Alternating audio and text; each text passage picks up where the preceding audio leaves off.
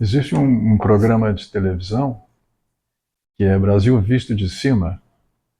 É um helicóptero que dá umas tomadas num ritmo bem lento sobre algumas cidades, algumas regiões brasileiras, acompanhadas de um comentário na voz do Caio Blatt, uma voz assim cuja entonação é muito bem adequada. É uma coisa superficial, você não entra nos detalhes, você vê de cima os pontos turísticos, os acidentes geográficos, os marcos da cidade, igrejas, monumentos, produção agrícola, mas tudo muito superficial, como se tivesse mesmo um olhar de cima para baixo, mas que não aprofunda na geografia nem na história, só menciona. E eu pensei em fazer com a obra, não toda, são 22 livros do Zizek, os livros que são acessíveis em português. Pensei em fazer isso também, dar uma panorâmica, uma geral. Né? Aqui a gente está seguindo uma ordem cronológica bem superficial, como se a gente surfasse assim, né? Como se a gente considerasse o valor da superficialidade, do que está mais aparente. Isso me lembra, por exemplo, da lição do Freud, que diz que aquilo que está mais aparente no ser humano é a pele, é o órgão sexual por excelência. A pele é o maior órgão sexual do ser humano. E é superficial. Então se faz sexo não só com pênis e vagina, né, por exemplo, se faz sexo também com a pele toda. E talvez por isso os indianos conheçam tanto das questões da sexualidade, porque eles valorizam desde a infância esse trato carinhoso que a mãe tem com o seu bebê de passar um óleo na pele toda da criança, né? Ela é toda erotizada, ao contrário, por exemplo, da mãe francesa que prefere erotizar a boca.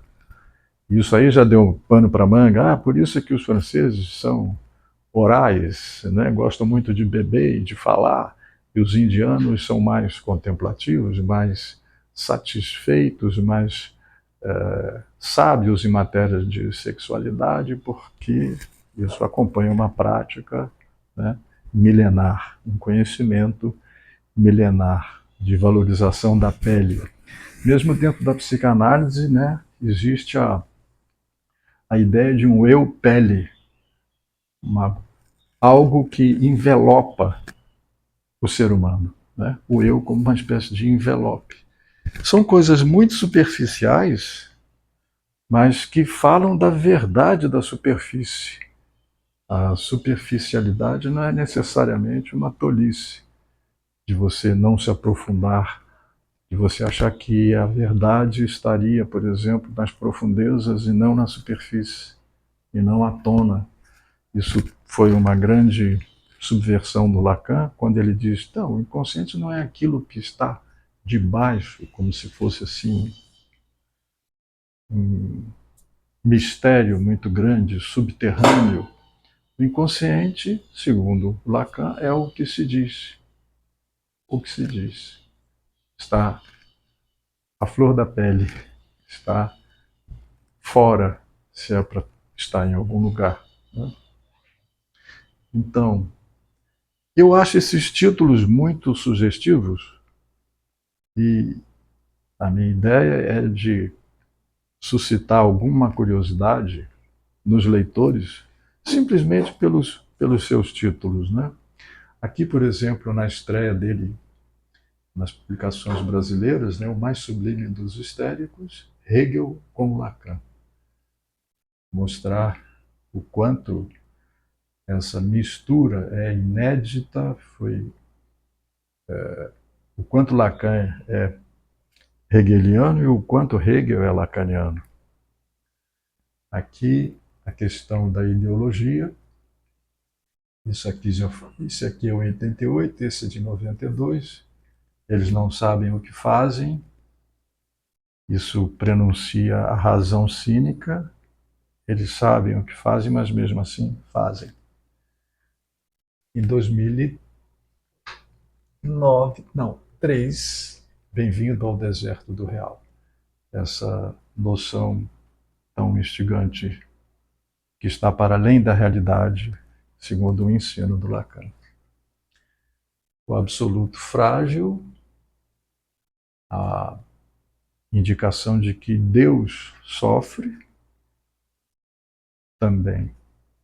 A visão em paralaxe, o absoluto frágil é de 2015, a visão em paralaxe, essa aqui é de 2000, originalmente em 2015 no Brasil, e a visão em paralaxe em 2006, que é uma espécie de revirão na perspectiva com que se trata determinado assunto. De repente, a consideração do órgão sexual da vagina como órgão da produção, da reprodução humana e, ao mesmo tempo, o órgão do prazer, que estão dissociados.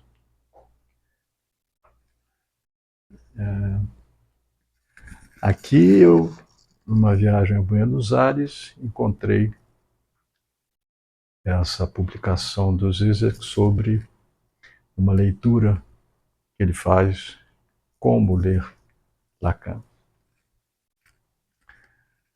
Aqui a questão da inspiração marxista, né? A história se repete, primeiro como tragédia, depois como farsa.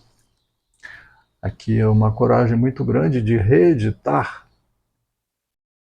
2 artigos completamente esquecidos de Mao Tse-tung, sobretudo agora que a China é administrada em termos de um capitalismo de Estado, né?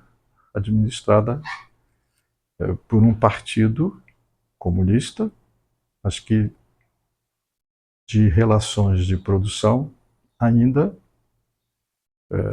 socialistas. Aqui, em 1994, um mapa da ideologia. É o curioso que o artigo do Lacan, O Estádio do Espelho, está aqui como fazendo parte desse mapa da ideologia, com a ideia muito surpreendente de que a ideologia não está no compreender, não está numa falsa consciência a respeito da realidade. A ideologia está incrustada na realidade. Isso explicaria, por exemplo, o cinismo dos racistas, da supremacia branca, etc.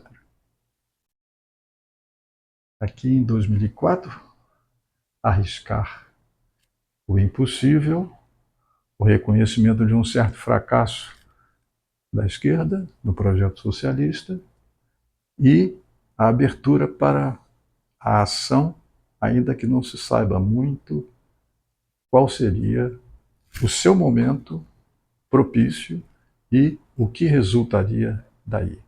É uma espécie de um salto no escuro em direção à ação segundo uma política emancipatória. É uma questão muito difícil, uma questão muito delicada em termos de recrutamento, em termos de superação de um cansaço que se nota hoje na esquerda, por exemplo, nos trabalhos do Vladimir Safatli, do Christian Dunker, agora do Gessé Souza, no seu lançamento, né, do Pobre de Direita. Enfim, esse cansaço da política, que é muito bem explorado pelo populismo, pelos vários populismos, né? O populismo de esquerda e o populismo de direita, sobretudo. Quer dizer, eles ambos nos intrigam com a política, segundo um modelo do capitalismo neoliberal. Essa é a totalidade, o capitalismo neoliberal, que é alvo de uma crítica persistente do Zizek. Aqui, vivendo no fim dos tempos, né, com a crise climática, as questões da engenharia genética, a produção de bichos estranhíssimos que estão até no filme daquele grego Lanthimos, né, da produção de seres monstruosos, a mistura de espécies, a crise econômica e o momento de incerteza em que todos vivemos em relação à direção da história, em relação à direção da política. Aqui, em defesa das causas perdidas, uma posição ética defendida pelo Zizek, desde a revolta na antiguidade dos Espartacos, né?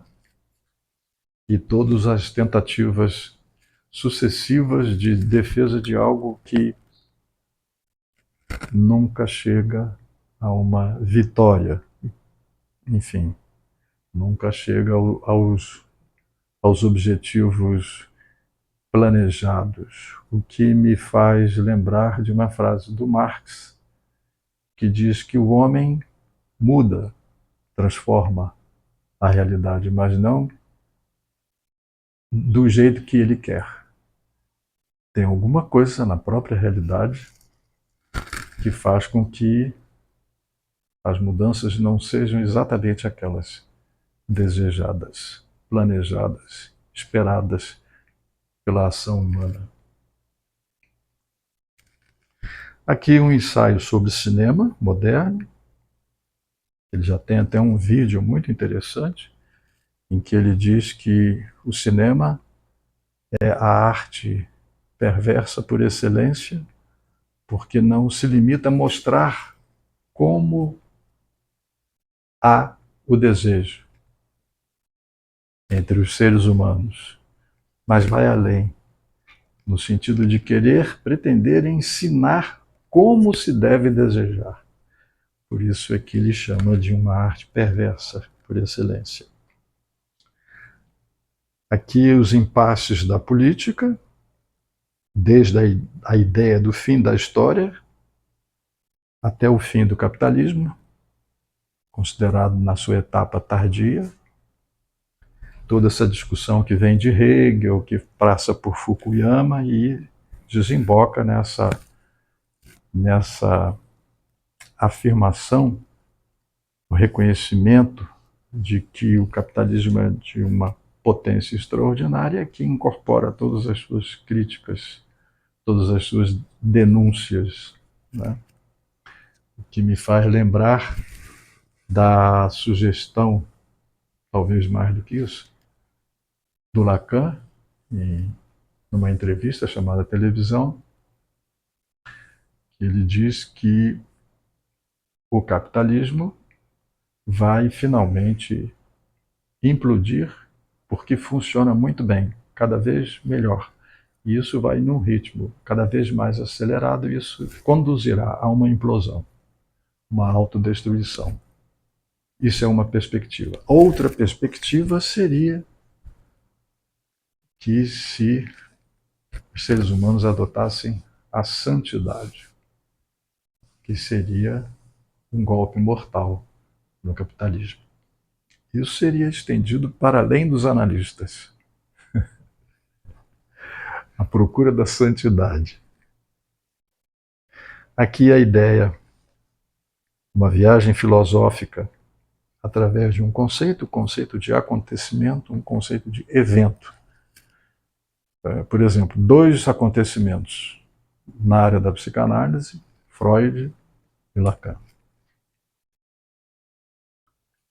Aqui o sofrimento de Deus, as inversões do Apocalipse, a discussão entre o filósofo e o teólogo, as questões suscitadas pelo fundamentalismo religioso, a discussão sobre a teologia política, cada vez mais oportuna essa discussão de ser feita, sobretudo agora, nesse momento que atravessamos no Brasil.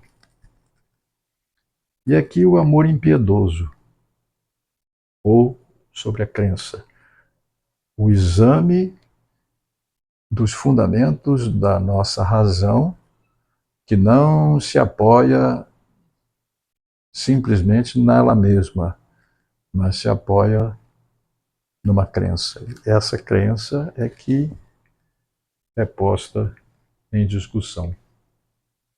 Então, aqui uma coisa assim bem superficial, para que talvez isso suscite o interesse dos leitores.